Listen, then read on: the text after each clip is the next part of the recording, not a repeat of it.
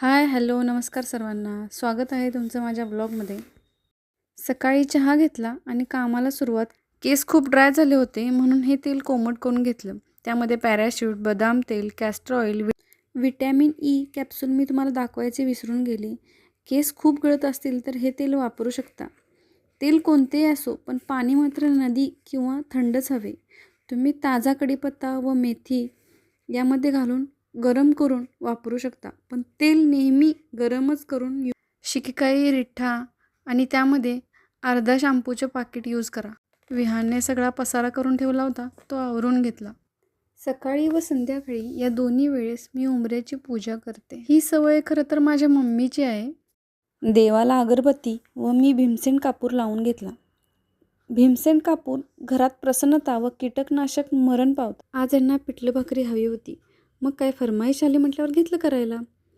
पहिल्यांदा तेल घेत, कांदा, मिरची, कोथिंबीर, कढीपत्ता, डाळीचं पीठ, जिरं मोहरीची फोडणी देऊन त्यामध्ये कांदा, मिरची, कढीपत्ता तसेच डाळीचं पीठ घालून परतून नंतर पाणी घालून ते शिजू दिलं.